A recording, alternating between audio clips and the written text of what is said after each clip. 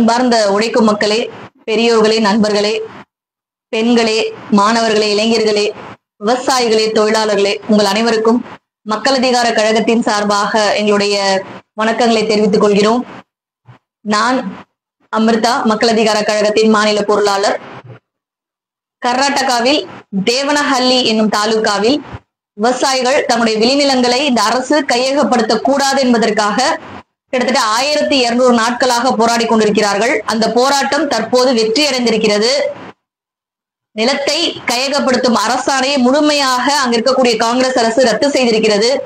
இந்த போராட்ட வெற்றியை அங்க இருக்கக்கூடிய விவசாயிகள் கொண்டாடி கொண்டிருக்கிறார்கள். இனிப்புகள் வழங்கி விவசாயிகள் கொண்டாடி கொண்டிருக்கிறார்கள். அந்த கொண்டாட்டத்தில் மக்கள் அதிகார கழகம் கலந்து கொள்கிறது. இந்த வெற்றியை சாதித்திருக்கக்கூடிய விவசாயிகளுக்கும் அவர்களோடு துணை நின்ற அவர்கள் தலைமை தாங்கிய பல அமைப்புகளுக்கும் மக்கள் அதிகார கழகத்தின் சார்பாக எங்களுடைய வாழ்த்துக்களை தெரிவித்துக் கொள்கிறோம். இந்த போராட்ட வெற்றி என்பது நமக்கு எதை உணர்த்துகிறது? இந்த போராட்டம் எங்க தொடங்குச்சுன்றதை நம்ம பார்க்கணும். 2022 பிஜேபி ஆட்சி காலத்தில் அங்க இருக்கக்கூடிய KIADB என்ற கர்நாடக தொழில்துறை பகுதி மேம்பாட்டு வாரியம் ஒரு ஆணையை அனுப்புது, ஒரு அறிக்கையை அனுப்புது. அங்க இருக்கக்கூடிய விவசாயிகளுக்கு சென்னராயப்பட்டினம் என்ற இடத்துல ஒரு 13 கிராமம் இருக்கு. இந்த கிராமம் எங்க இருக்கு அப்படின்னு சொன்னா, அங்க இருக்கக்கூடிய பெங்களூரில் இருக்கக்கூடிய சர்வதேச விமான நிலையம் அமைந்திருக்கக்கூடிய இடத்திற்கு பக்கத்துலதான் அந்த கிராமம் இருக்கு. அதனால அதற்கு அதிக மவுசு. அதாவது எப்படியாவது கையகப்படுத்தி ரியல் எஸ்டேட் போட்டு கார்பரேட் கொடுத்துடணும் அப்படிங்கிறது அரசுடைய நோக்கமா இருக்கு. அதற்காக அப்பவே 2022 பிஜேபி ஆட்சி காலத்திலேயே ஒரு அறிக்கையை அனுப்பிச்சிடுறாங்க இந்த துறை சார்ந்து. அப்பையிலிருந்து இப்ப வரைக்கும் கிட்டத்தட்ட 1200 நாட்களாக விடாமல் விவசாயிகள் போராடிட்டு இருக்காங்க. எங்க நிலத்தை நாங்கள் தரமாட்டோம், எங்கள் உயிரை கூட கொடுப்போம், எங்க நிலத்தை கொடுக்க மாட்டோம், நாங்கள் மக்களுக்கு சோறு போட விரும்புகிறோம். நீங்க ரியல் எஸ்டேட் போட்டு என்ன பண்ண போறீங்க? கட்டிடங்கள் எழுப்பி என்ன பண்ண போறீங்க? விமான நிலையங்கள் அமைத்து யாருக்காக சேவை செய்ய போறீங்க? கார்பரேட்டுக்கு எங்களுடைய விளைநிலங்களை எதற்கு நீங்க தாரை வாக்குறீங்கன்னு சொல்லி மக்கள் உறுதியாக போராடுகிறார்கள். ரியல் எஸ்டேட் புரோக்கர்களாக இந்த அரசுகள் இருக்குது அப்படிங்கறதான் நம்ம கடந்த காலங்கள்ல பாத்துக்கிட்டு இருக்கோம். ஏன்னா ஏற்கனவே இந்த விளைநிலங்கள் பக்கத்துல பல 100 ஏக்கர் விளைநிலங்களை கையகப்படுத்தி தான் அந்த விமான நிலையமே கட்டப்பட்டிருக்கு அப்படிங்கிறத நம்ம பாக்குறோம். அப்ப இந்த ஆணை வந்ததற்கு பிறகு போராட தொடங்கக்கூடிய விவசாயிகள் தற்போது வரை போராடி கொண்டிருக்கிறார்கள். அப்போது பிஜேபி ஆட்சியில் இருந்த பொழுது எதிர்கட்சியாக இருந்த காங்கிரஸ், இன்று முதலமைச்சராக இருக்கக்கூடிய சித்தராமையா உள்ளிட்டோர் அங்க போராடிய விவசாயிகளை நேரில் போய் பார்த்து போராட்ட களத்திற்கே சென்று ஆதரவு கொடுத்து பேசி, நாங்க ஆட்சிக்கு வந்தா இந்த நிலத்தெல்லாம் நாங்க கையகப்படுத்த விட மாட்டோம், அபகரிக்க மாட்டோம் அப்படின்னு வாக்குறுதி எல்லாம் கொடுத்திருக்கிறாங்க. அந்த வாக்குறுதியெல்லாம் நம்பிதான் விவசாயிகள் காங்கிரஸுக்கு ஓட்டு போட்டிருக்காங்க. உள்ளூர்ல இருக்கக்கூடிய காங்கிரஸ்காரர்களும் நாங்க ஆட்சிக்கு வந்தா அந்த நிலத்தெல்லாம் நாங்க அபகரிக்க விட மாட்டோம் அப்படின்னு சொல்லி வாக்குறுதி கொடுத்திருக்காங்க. ஆனால் நடந்தது என்ன? அந்த வாக்குறுதியெல்லாம் தூக்கி தூர போட்டுட்டு இவர்கள் ஆட்சிக்கு வந்ததற்கு பிறகு, காங்கிரஸ் ஆட்சிக்கு வந்ததற்கு பிறகு சித்தராமையா அவருடைய தலைமையில் இருக்கக்கூடிய காங்கிரஸ் ஆட்சி அரசாங்கம் கர்நாடகாவில் மீண்டும் இந்த நிலங்களை கையகப்படுத்தக்கூடிய வேலையை செய்யுது. அதே KIADB ஒரு இறுதி அறிக்கையை அந்த கிராமங்களுக்கு அனுப்புது. அது மாதிரி நாங்க இறுதியாக உங்களுடைய நிலங்களை கையகப்படுத்த போறோம் அப்படின்னு சொல்லி அறிவிக்கிறாங்க ஜூன் மாசத்துல. இந்த அறிவிப்பாணையை பார்த்தவுடன் மீண்டும் போராட்டத்து களத்தில் குதிக்கிறார்கள் விவசாயிகள். தேவனஹள்ளி சலோ என்ற போராட்டத்தை ஜூன் மாதத்தில் அறிவித்தார்கள். சம்யுக்த ஹோரடா அப்படிங்கிற ஒரு அமைப்பு, கூட்டமைப்பு, அதில் விவசாயிகள், தொழிலாளர்கள் அமைப்புகள், பல்வேறு அமைப்புகள், SKM அமைப்புகள்லாம் அதுல இருக்கிறாங்க. இதெல்லாம் இணைந்து இந்த போராட்டத்தை தேவனஹள்ளி சலோ அப்படின்னு சொல்லி தொடங்குறாங்க. அந்த போராட்டம் நடந்த நாள் என்று நம்ம பார்க்கணும்.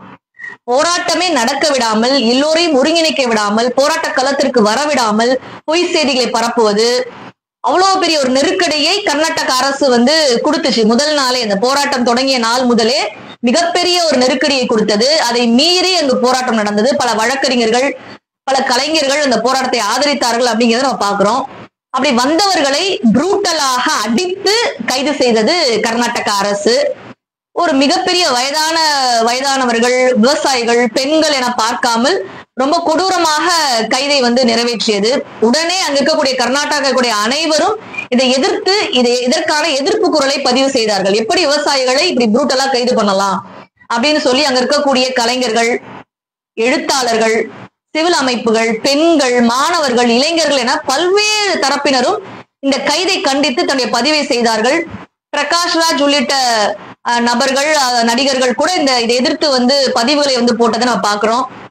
பிரகாஷ்ராஜ் எப்படி என்னையும் சேர்த்து கைது செய்யுங்க அப்படின்னு சொல்லி கோபமாக ஒரு காணொலியை போட்டாரு. இப்படி இந்த போராட்டத்திற்கான ஆதரவு என்பது பெருக தொடங்கியது கர்நாடகா முழுவதும். கர்நாடகா மட்டுமல்ல, இந்தியா முழுவதும் இந்த விவசாயிகளுடைய போராட்டத்தை ஆதரித்து பல்வேறு நபர்களும் பத்திரிகை செய்திகளையும் காணொலிகளையும் போட தொடங்கினாங்க. மக்கள் அதிகார கழகத்தின் சார்பாக நாமளும் இந்த போராட்டத்தை ஆதரித்து அந்த சமயத்தில் ஒரு காணொலியும் பத்திரிகை செய்தியும் வெளியிட்டோம். அதே போல கேரளாவில் இருக்கக்கூடிய அமைப்புகள், எஸ்கேஎம் உள்ளிட்ட இந்தியா முழுக்கக்கூடிய எஸ்கேஎம் கூட்டமைப்பில் இருக்கக்கூடிய அமைப்புகள் அனைவரும் இந்த போராட்டத்தை ஆதரித்து பேச தொடங்கினார்கள். இப்படி இந்த போராட்டம் நடந்து கொண்டிருந்த காலகட்டத்தில் இந்த கைது முடிந்தவுடன் இந்த போராட்டம் நின்றுவிடவில்லை. தொடர்ச்சியாக நாங்கள் இந்த அரசாணையை ரத்து செய்யும் வரை எங்கள் போராட்டம் ஓயாது என்பதில் மிகவும் உறுதியாக விவசாயிகள் இருந்தார்கள். அதான் அந்த போராட்டம் பார்க்க வேண்டிய முக்கியமான விஷயம். போராட்டம் தொடருது. போராட்டம் சுதந்திர பூங்கா என்ற பெங்களூரு சுதந்திர பூங்காவில் போராட்டம் தொடர்கிறது. உண்ணாவிரத போராட்டமாக தொடங்குகிறது.